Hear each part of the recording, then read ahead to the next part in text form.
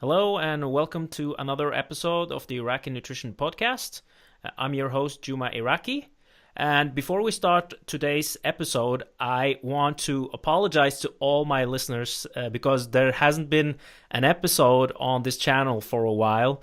But here we are today with episode number 50. And today I have a really special guest, Mr. Dan John. Dan, how are you doing today? I'm doing okay. We just finished our workout, just had breakfast, and went to the wine store, restocked my wine supplies because we had a number of parties here recently, and here we go, you know. Nice. So I was fortunate enough to meet Dan at this year's AFPT convention in Oslo, Norway, and he had a great speech. I think, to be honest, Dan, I think I enjoyed your speech the most because I think it's a really important topic, especially for personal trainers.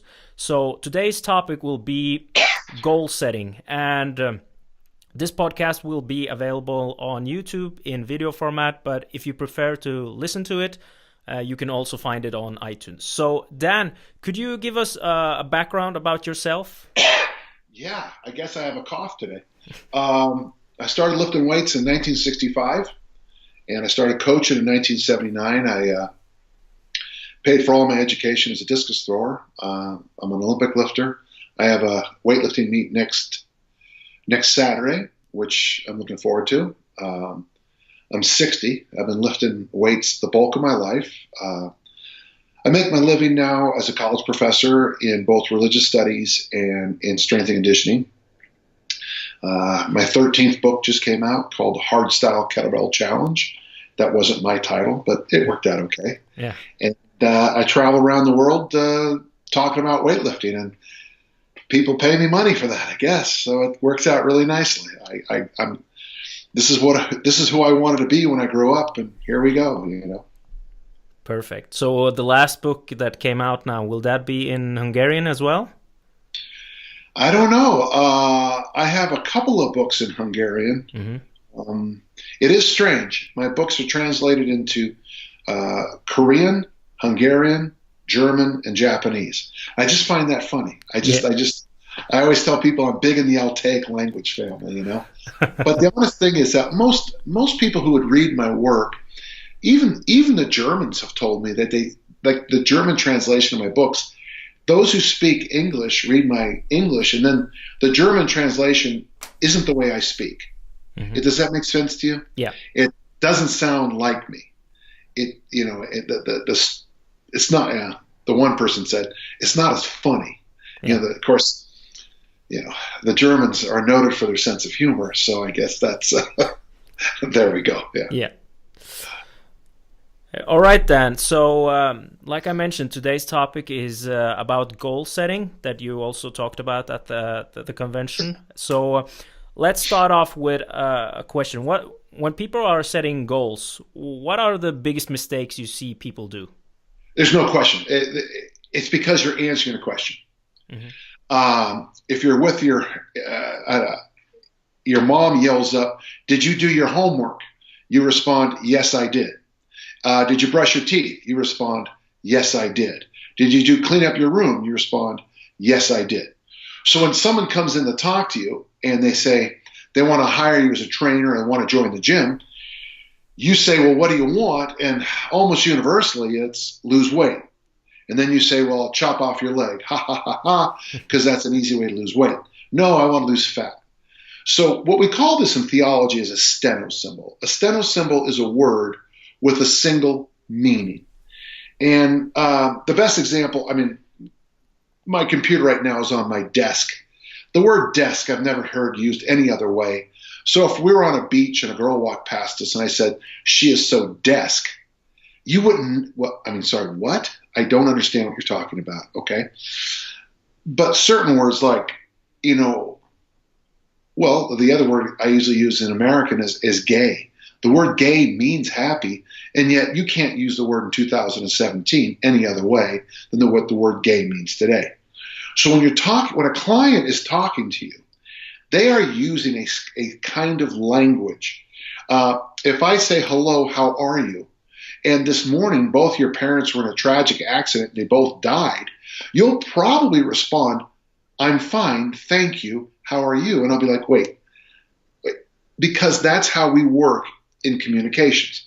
So the biggest problem you face, I face, in fact, even the clients face, is when they first say something, when we first say, what is your goal?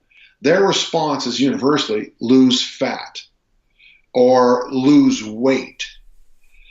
And the strange thing is, even if they're non-believers or atheists or whatever, they will still think that what got them in this place they're at now is one of the 7 deadly sins: slothfulness or slothfulness or gluttony. I eat too much and I'm lazy. And it's interesting to listen to people talk about how they got themselves in bad shape, because it's very often, it's like the dots don't line up because they're talking. And then so you have this great fat loss program, okay? It's a magnificent program. You've been doing it for years. And you start to sell this to the person, and you're talking in this language, and they're listening in this language, and the two of them, you can't hear each other. Because when you say, I'm going to do Dan John's movement matrix, we're going to start off with planks. We're going to teach you the basic fundamental human movements. I want you to leave the gym feeling better than you came in. What they hear is vomit in the bucket and sweaty mess on the floor. Mm-hmm. And then you can say, no, that's not what I said. I said I want you to feel better when you leave than when you got in. They'll still hear sweat, vomit.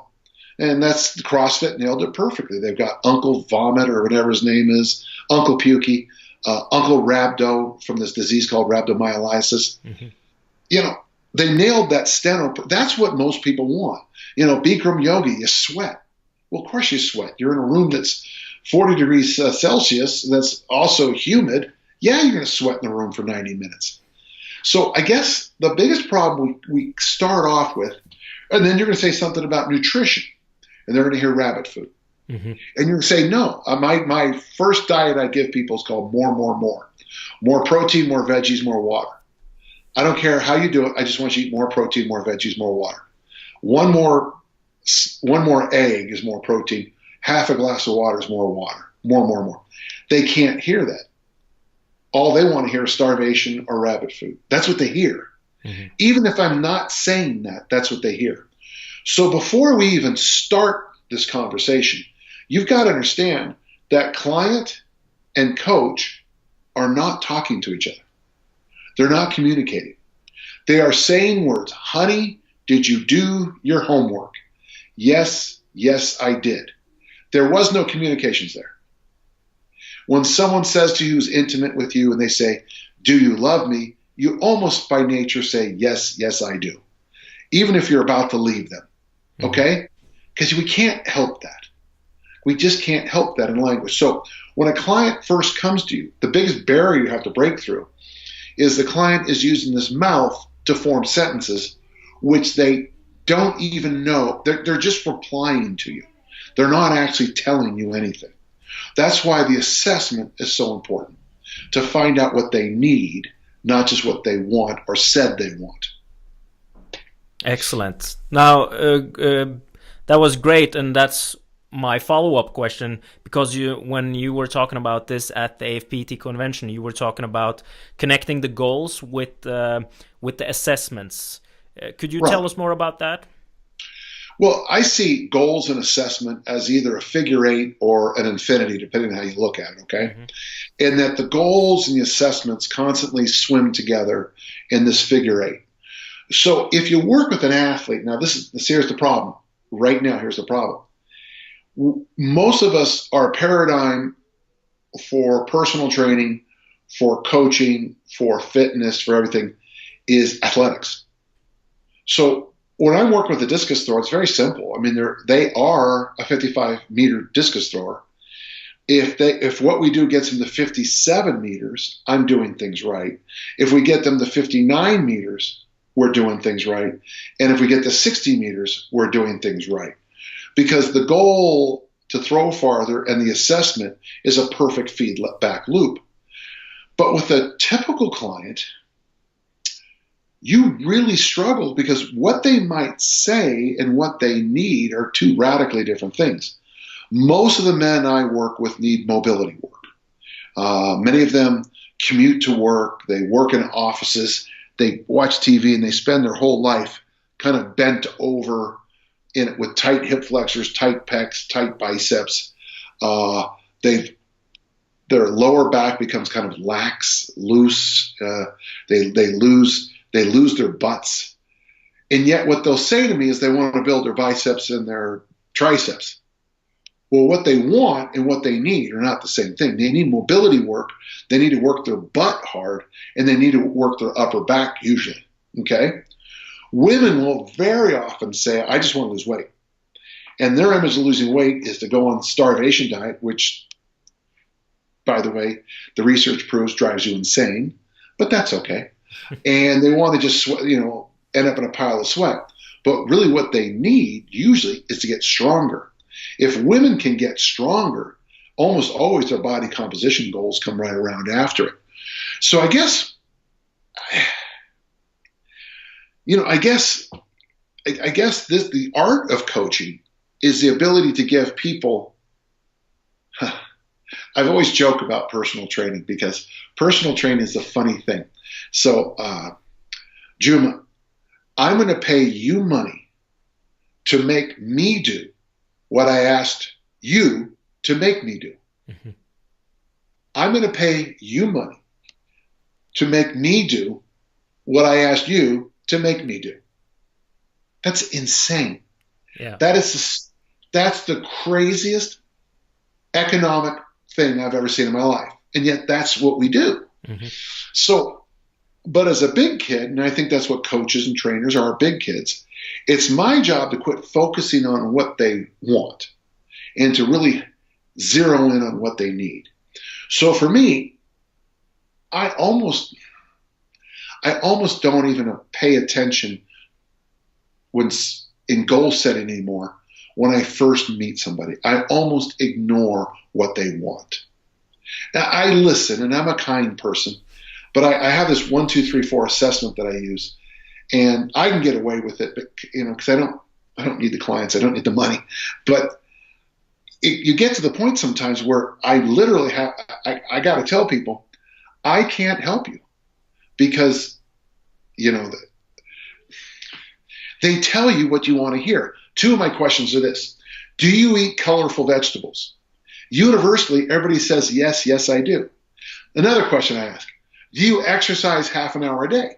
Yes, I do. Well, you're 50 kilos overweight, and you're eating colorful vegetables, and you're exercising half an hour a day? So what I tell them is, I can't work with you because those are the 2 things I was going to have you do. And then they go, well, I don't exercise a half an hour every day. And then the truth starts to come. What I just did was break that worldview, that paradigm, that steno symbol, that yes, I did my homework. And so to me, really, when you're working with normal people, everybody else is what we call them in our gym, non-athletes, is you have to get them on this route of finding out what they need. Men, almost universally, need body composition work, loose and fat, and mobility work. But to get them to do that, we toss in bodybuilding work. So we'll do a set of hypertrophy work and mix that with mobility work. So bodybuilding, mobility. So I give them what they want and what they need, because that's the only way to get people to do that. With females, honestly, if you can get them hot and sweaty doing something, doesn't matter what it is, and then teach them to deadlift and pull up, all your dreams come true. It's not the hot, sweaty stuff, because that's what they want. It's the pull-ups and the deadlifts. So that is how we try to swim the 2 through. We have very simple measurements that we use in our gym. Very simple. Stand in 1 foot for 10 seconds. Make sure the person doesn't weigh over 135 kilos. Those are the first 2. Waistline measurement. We expect the waistline to be half the height. Mm-hmm. Okay.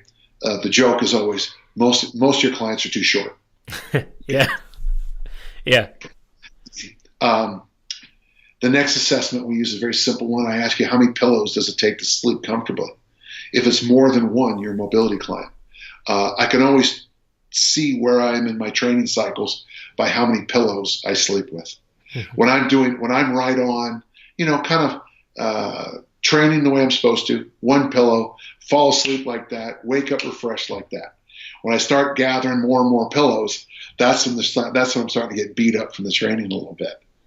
The next two questions I've already told you about, the colorful vegetable question, the half hour of exercise, and then we do a 2-minute plank test to find out if they're strong enough.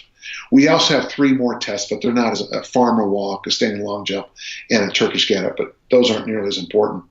So our initial assessment is to clear out, okay, if you have someone who can't stand on one foot for 10 seconds or weighs over 135 kilos, I insist on medical intervention first. See a doctor, see a dentist, see an eye doctor. Let's find out what's going on in this whole system. If your waistline is over half your height, then I know you're a body composition client, no matter what you said you were. If you can't hold a 2-minute plank, then I know you're a strength client, no matter what you said you needed. So that's the system we use, and it's available in one of my books, but it's very simple and it's very to the point. And then ongoing assessment is the important thing. And to be honest with you, are you ready for the next, are you ready to move on to another topic real quick? Yeah. The more out of shape a person is, the more convinced they are that they can just flip a switch in their head and have the discipline of a monk and the discipline of a world-class athlete in both the areas of nutrition and exercise. And the truth is, they almost universally have very little. I spend so much time working with people on the basics.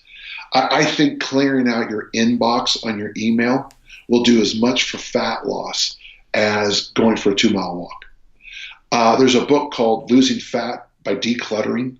So go around your house and declutter things. When I tell people about it, they say, how can that happen? I go, most of your clients' lives are so cluttered that there is no energy left to work out or make proper food choices. So when I work with somebody who's, I would say, 40 to 50 kilos over fat, okay, the first month, the rule is you have to drink 2 glasses of water every day. That's it.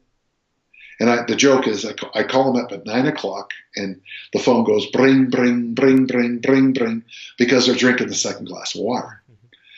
The second month, the plan is this. I go to where you work and we find the parking spot farthest away from your office. And I tell other people, if Juma parks anywhere but there, you call me and I'm firing him as a client. It's weird, but when I get people to follow those 2 months, and then we teach fundamental human movements. So basically month 3 is planks. Month 4 might be simple as adding 1 additional vegetable a day. And then, but what happens is you get that ball rolling, that snowball starts to happen. The problem most people have is they can't drink 2 glasses of water in a day for a month. They have to really practice small, they're called tiny habits, small steps, teeny steps to turn things around. But most of the time people come in and they want to do too much too fast. So this is, again, I mean, this is the art of coaching. This is where it gets difficult. You know, when you're working with athletes, sometimes you'll be working with a young boy or young girl who's 12 or 13, and their goal set is probably unreasonable. They want to be a world-class soccer football player. They want to be a professional hockey player, and they want to be an astronaut. But I don't ever dissuade them from any of that. Because when you're 12 or 13, you know, you've got all this time to really grow the athlete, grow the person. When you're working with somebody who's been, not training for 20, 30 years, it's got to be tiny, tiny steps. Just like that 13-year-old athlete who wants to be a world-class discus thrower or hammer thrower. You got to learn all these little things, these tiny steps. You're not going to pick up and throw the hammer 80 meters your first day. It might go 8 meters and then 9 meters, but you're on your way. And you have to work the same way with the obese client. Tiny steps, tiny steps. But then, shockingly, when they follow the system, in 1 year, they always get their goal of the 40 or 50 kilo loss because the momentum catches up and overcomes their bad habits. That's enough for now. Yeah, I think that's great that you touched upon that, because what I personally see with a lot of my clients is they always think that you need to make dieting and training the hardest to get the results. Because, I don't know, sometimes moderation or doing small changes doesn't seem sexy enough for a lot of people. So they want to do these drastic changes. So what I often ask them is, let's say they're trying a crash diet, and I'll ask them, like, if you're going to, let's say you lose 10 kilograms, for example, on this diet, and you want to maintain that, you still have to do the same thing that you did to lose that weight for the rest of the time to maintain the weight loss. So I'll often ask them, is this something you could do day in and day out for the rest of your life? And all of them always say, no, I can't. So let's move away from that and try to find a system that you can do every single day, and where it doesn't feel like you're hating your life because you need to spend so much time doing stuff that you don't like. So, yeah. I always say reasonable eating and reasonable workouts are better than all the nonsense in the world, but you got to you got to have some time on them. You've got to have some time with it. And here's the thing is, I'm a pretty disciplined guy, man. And I've done one crash diet one time, and I finished it, and it might have been the single hardest thing I've done in my life. And here I am. I mean, I have lots of degrees. I've been really good in lots of sports. I can give up stuff for years without a problem, and I can barely handle it. And then this woman who's 50 kilos overweight, suddenly she's going to have enough self-discipline? See, I just don't think there's enough. I think people over-exaggerate how much free will or self-discipline they have. Yeah. I think there's very little. And if you have children, they eat that free will right out of you. The joke I always say is that my wife and I consider being a parent is like being pecked to death by ducks. Quack, quack, quack, quack, quack, quack, quack. In fact, when my daughter Kelly's, when she calls my wife, the ringtone is quack, quack, quack, quack. And if you have kids, man, you don't have any free will. That's why I've always trusted systems for me. Like, for example, you need to have a shopping menu, a shopping list. And then the shopping list, you need to have a nightly menu for every meal you're going to cook. When I was raising my daughters, I had a daily breakfast menu too. I could tell you what day of the week there's certain days of the week we had, pretty heavy protein laden oatmeal. Another day of the week it was eggs and toast. Another day of the week it was this and that. And every night of the week we had our menu planned out. We also had our chores planned out. Monday was dark laundry. Tuesday was white laundry. Wednesday was the bathrooms. And people go, were you crazy? I go, no, I'm not crazy. I just know that you need systems so you can do things like work out and train at a high level and eat right. Yeah. And that's pretty reasonable.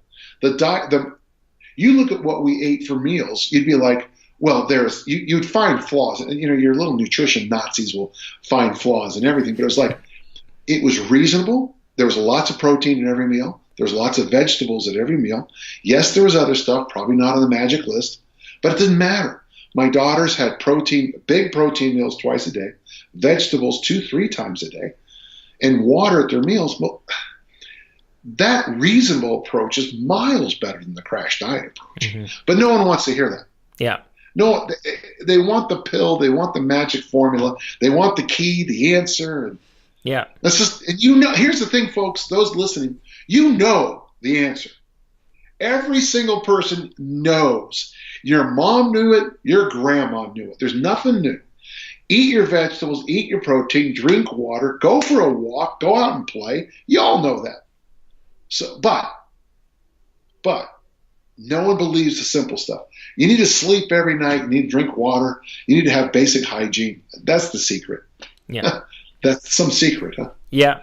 But I also, another thing that I want to touch upon is, I think a lot of people think of training and nutrition in black and white terms. Either they're going to do everything 100% or they're not going to, or nothing. So a very typical scenario that I see with a lot of people is they'll eat their diet Monday through, let's say, until Friday. And then on Friday, Bill at work brought cake. So they had one slice of cake, and then suddenly they're off their diets. And they'll spend the rest of the weekend binging so they can start over on Monday. So what I typically ask my clients is, if you drove your car into your garage and you got a scratch on your car, would you still wreck your car because it's going to go into service anyway and get fixed up? No, you wouldn't do that. But that's basically what you're doing with your diet, because you've taken a really small problem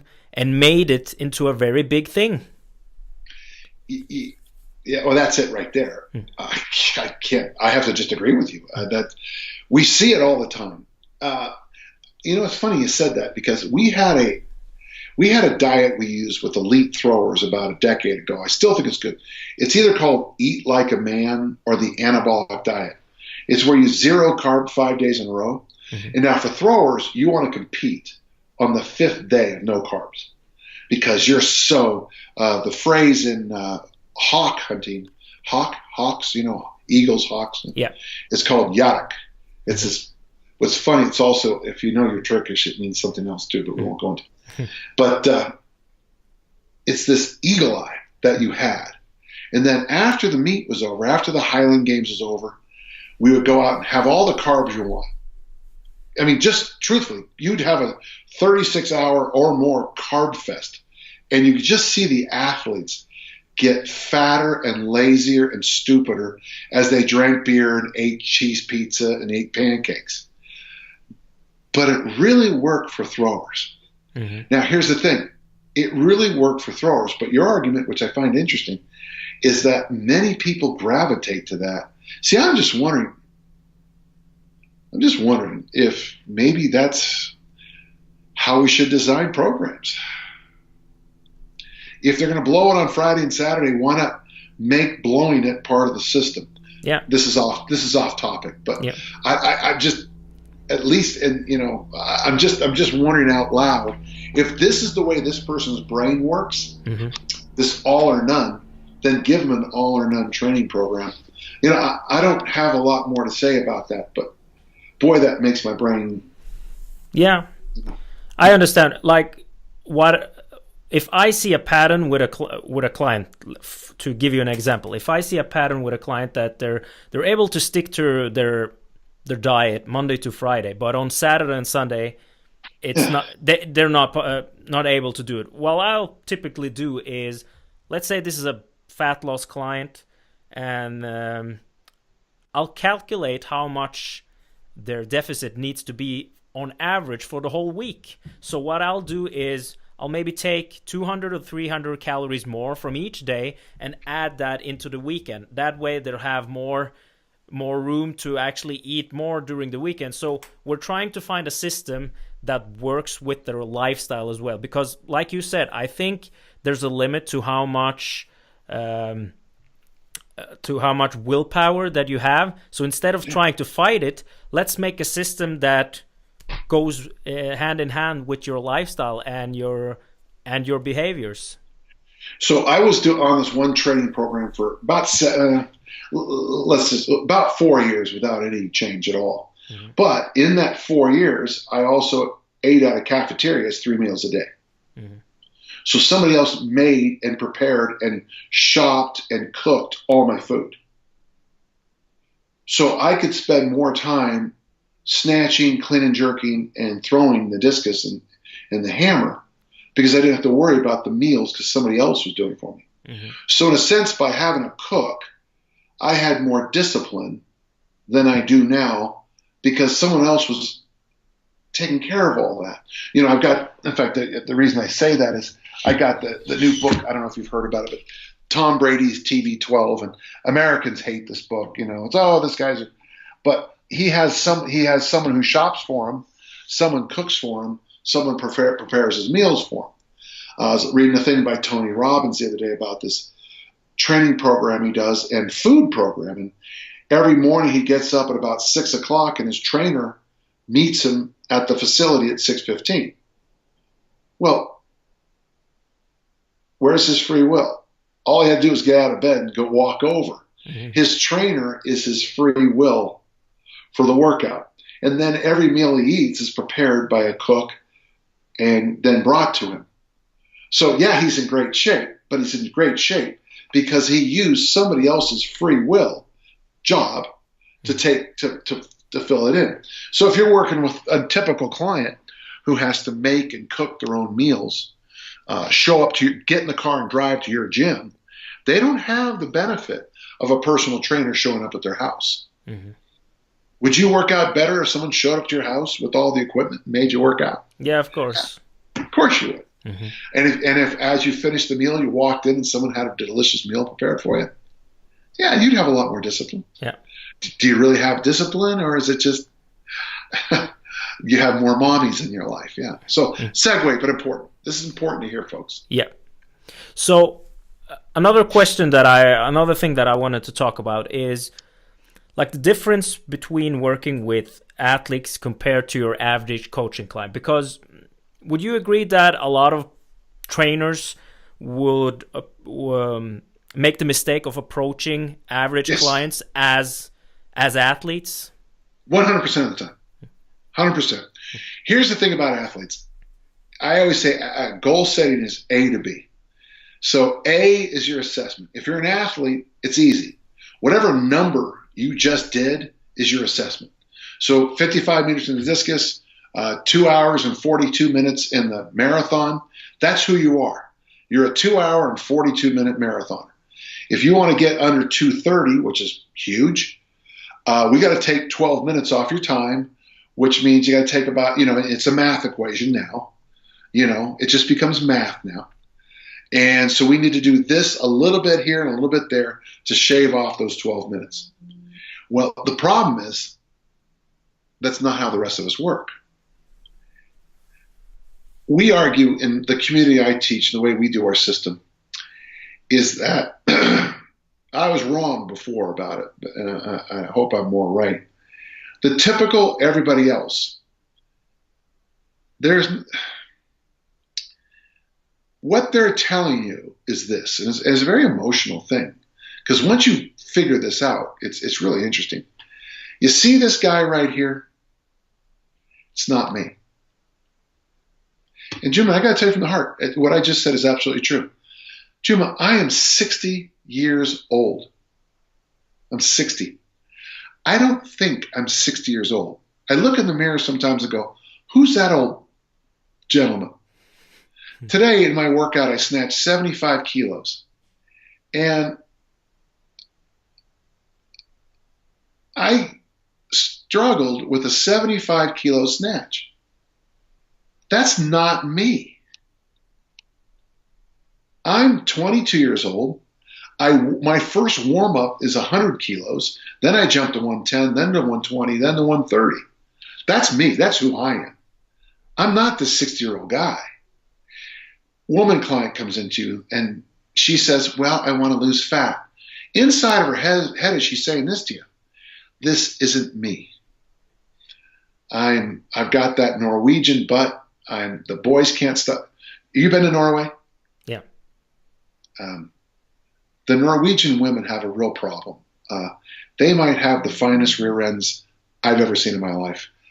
Now, I'm a researcher, so it's okay for me to say that, okay? Mm-hmm. But by God. Whew. So, she's had 3 kids. She's put on 30 kilos, 20 kilos.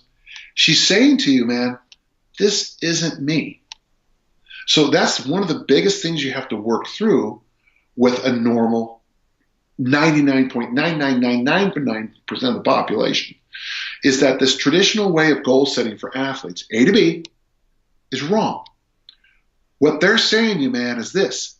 Hi, this isn't me. Now, I can go to a plastic surgeon. By the way, they're wonderful. They do great things. They can tighten the face. They can fix the nose. They can add a front deck on you. They can take, I don't know, maybe 10 kilos off of you with a liposuction. That's hard to do in one day, man. Mm-hmm. That's why plastic surgery is so huge in the States now. Because in one day, I can do the work that would take you, what I just told you, yeah, give me 1 year and I can do it. Or that guy over there can do it in one day.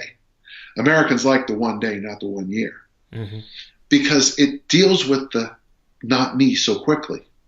So when you're working with a client, you've got to understand that your clients are telling you, this isn't me. And so you need to listen, yes, but then you need to focus on the big rocks, as the cliche goes, that will get them to closer to what they think they should be. I didn't want to get too strange on this, but I think what I just said is the thing that changed my career the most. Mm. Because once I learned to talk to normal people, and I mean normal, as an athlete, I never cared about how I looked. I only cared about how far the implements go. But once you slide over into being normal, it's eye-opening. So when I first coached people, I was still in the paradigm. I was building everybody into an Olympic athlete. It took me a long time to understand that that's not good for them, A, and not anywhere near what they want. Okay, so enough. Perfect.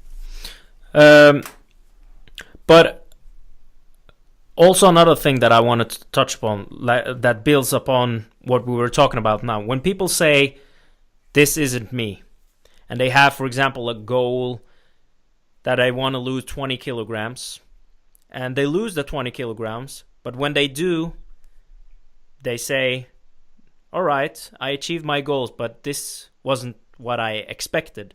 What would you say the difference is between being, like, achieving a goal and being happy compared to being successful?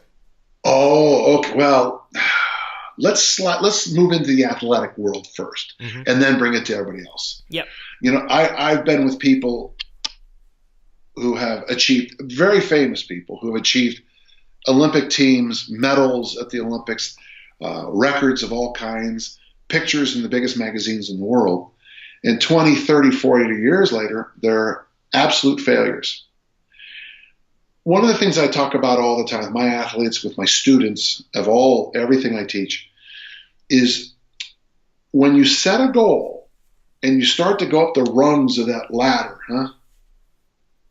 when you get there, if you do get your goal, you might not be successful. And that's one of the hardest things to learn in life. So success is the gradual realization of a worthy ideal. That's Earl Nightingale. And I've always thought that underlining, for example, one of the reasons I decided to be a discus thrower is so I could pay for all my education. So I did not get all my goals as discus thrower. By God, I tried though. I tried. But I didn't get all my goals, and I'm fine with that. But then I look back, and so I've got 13 books, 3 are true bestsellers. I got a great wife, 2 great kids. I got grandchildren. I travel around the world. I fly about 250,000 miles a year. I go all over the world. I read great books constantly. So I mean, these, everywhere in my room here is phenomenal books, of all kinds. I have good friends. I'm deep in the community, many communities. So maybe I didn't get my goal, but I'd have to argue that I'm successful. You follow? Yeah. One of the things that hurts people, especially females, and this is going to come off weird, but Edna has this idea that if she can get down to 60 kilos, all of her dreams come true. And one of the things I always tell them is that when I'm on the beach and I'm looking at women, as a researcher, not for my own personal enjoyment, never once have I ever said, she's smoking hot. I wonder if she weighs 61 kilos. Never. Mm-hmm. And one of the problems we have is you can get a goal as arbitrary as losing 20 kilos. But you still might not make you successful. So that's why I love this concept called, do you ever heard of before, after pictures? Yeah.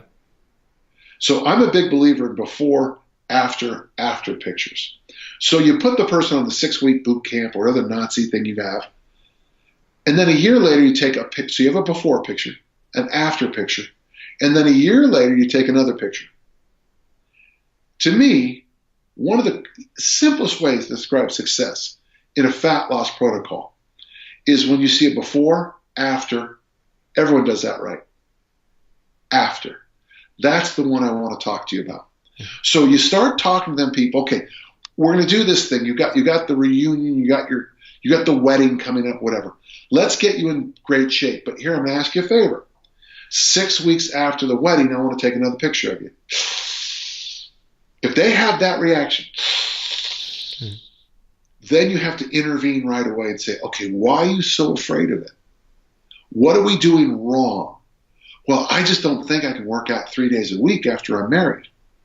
And then you have to, so what's going to happen, you want to start kicking those objections out of the way early and hard. You follow?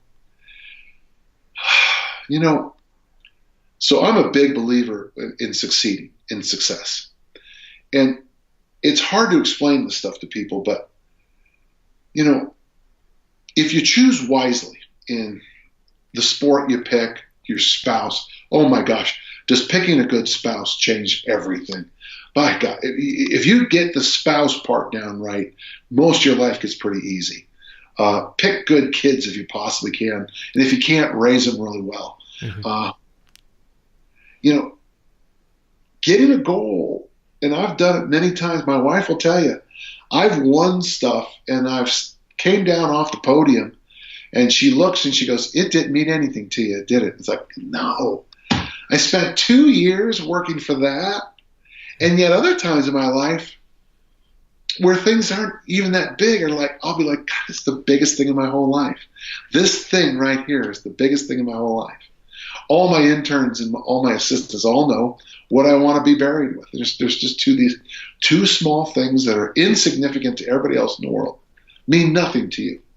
But those are the moments in my life where I was the most successful because I had to overcome this thing.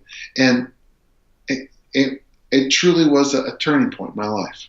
But enough. But that's that. By the way, folks, that's just a start of the goal setting, goal achieving versus succeeding discussion. And I'd like you to think about it yourself.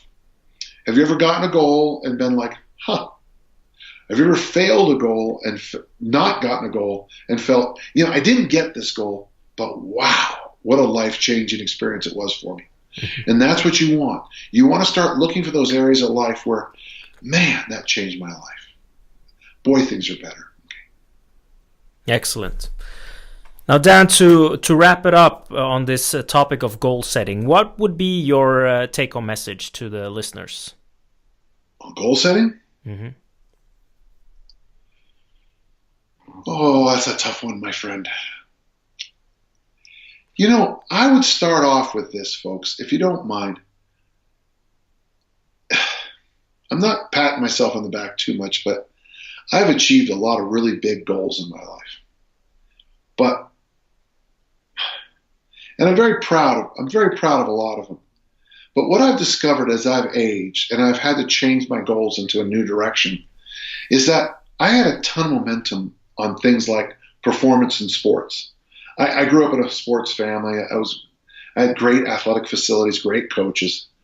But when I've turned into other areas of life and had to kind of start at zero, what I have found is that making goals that are very easy, very attainable, very simple to get, and then build on that is much better. People ask me all the time, Dan, I want to write a book. What do I need to do? And it's like, well, first you probably have to write every day.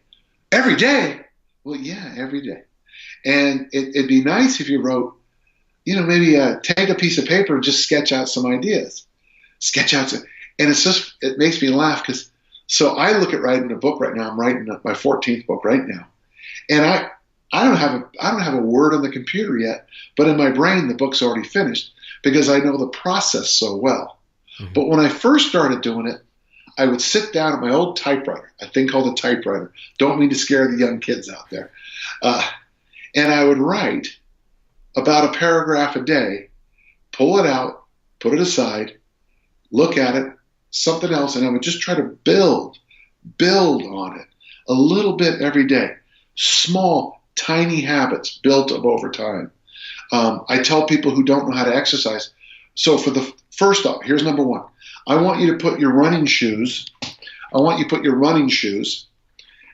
next to the door. And the first week, your job is to every day put on your running shoes. I don't want you to go anywhere. I just every day for a week, put on your running shoes.